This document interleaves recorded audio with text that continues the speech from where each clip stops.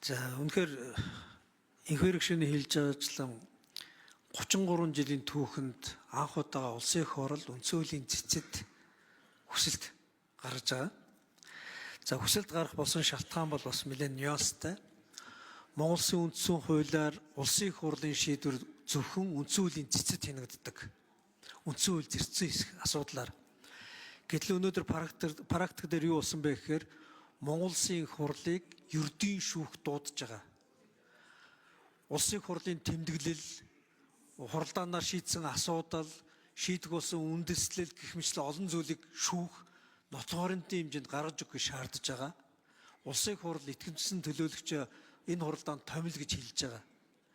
За агуулга нь юу байсан бэ гэхээр улсын их хурлд ажлаа хариуцсан тайлгнадаг байгууллагын даргыг томилсон чөлөөлсөн асуудлаар нэг иргэн гомдол гаргасан.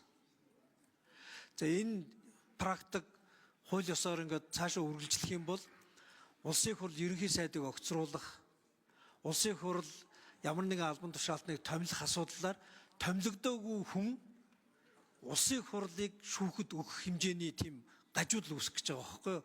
Тэгэхээр энэ гажуудлыг бол бид засах ёстой. Монгол улс бол парламентын засаглалтай гэж ярьдаг. Үндсэн хуулийн дээр төрийн эрх барих дэд байгууллага бол улсын их хурл гэж хэлдэг. Хууль тогтоох эрхмэлийг гагцхүү улсын их хурлд хадгалагдана. Улсын их хурл Монгол улсын гадаад, дотоод бүхий л асуудлыг авч хэлцэх эрхтэй гэж үндсэн хуулийн заалт байгаа. Энэ үндсэн хуулийн хил хязгаарыг ердийн шүүхт авч алхаж ерөөсө болохгүй. Тэгэд энэ гажгийг дасан зогсоох нэг арга зам бол одоо энэ цэцтэй холбоотой хүсэлт илэрхийлэх. Яагаад ийм гажиг үүссэн бэ гэхээр улсын их хурл сүүлд шүүхийн тухай хуулийн дээр дээд шүүх харьяалан тодорхойгүй маргааныг шүүхийн харьяалыг тогтоож өгч болно гэдэг байдлаар бичсэн. Гэтэл 97 онд цэцгийн тухай хуулийн дээр яг ийм заалт орцсон юм байл. Үндсэн хуулийн дээр бол цэцэд ийм эрх мэдэл олгогдоогүй байгаа. Яг энэ асуудлаар иргэн гомдол гаргасаар байгаад үндсэн хуулийн цэцээс шүүхийн харьяал тогтоогоод захиргааны шүүхэд улсын их хурлыг авчид өгсөн юм байл. Тэгэхээр улсын их хурл нийтийн захиргааны байгууллага шиг болж хувирж байгаа.